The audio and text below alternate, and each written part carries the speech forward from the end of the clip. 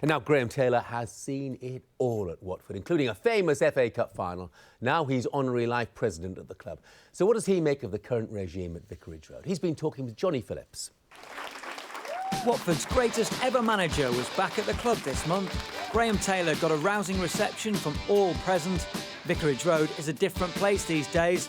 Now Taylor gets to sit in his own stand. It's changed very, very much, and all for the better. I'm so pleased to see the things, and I have to say, sitting in my own stand, now it's not my stand, but it's named, was fantastic. It was, you know, so much. I appreciate that so much. When Watford chairman Elton John turned to the 32-year-old Lincoln manager in 1977, few could have predicted the success that would follow. Everything step by step. The first object is obviously to get out of the 4th division into the 3rd. How far I'll be able to take them, I really don't know. Are you ready?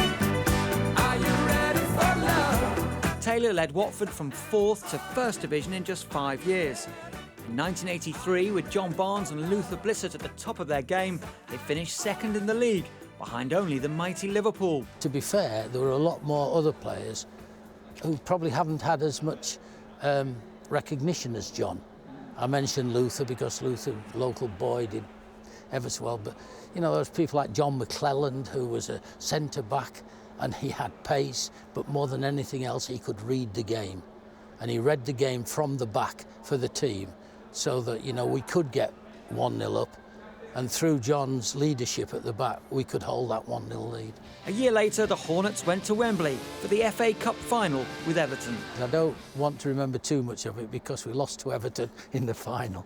So, and I think the players that you know, I managed during my career will say, yeah, nice fella, but a poor loser. Taylor and Elton John were a partnership made in heaven. I laugh about it, obviously, because we got on tremendously well with one another. And, you know, when he came in, this was his club.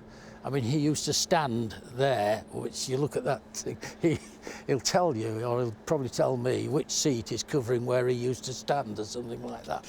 But fantastic chairman, never interfered at all. His view was, look, we're paying him to be our manager, we're paying him to run our team, to select the team.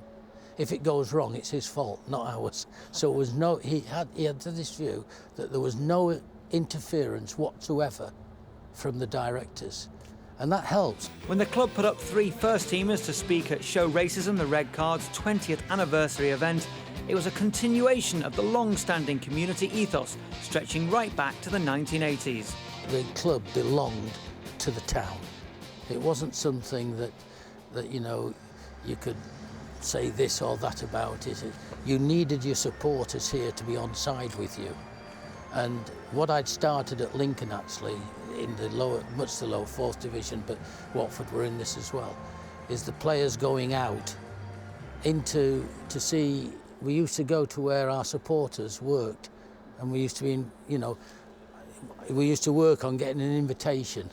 And so we used to go there and watch them work, and the supporters loved it. I still think that it was one of the most important things I gave the lead to, the community aspect, because it became known as that, as a community club. And that's what Watford is. Whether it's 6 miles outside of London or what, this is a community club. It's Watford Football Club. And all of us, this was the idea then, all of us, players, supporters, we're all together in it. Bit of Elton John, which is great, bit of Graham Taylor, which is just as good. And as Graham says, everything has changed for the better, including the tie that he wore when he was the Lincoln City manager. That is for sure. But top man, Graham, and good to see that he's in such good shape.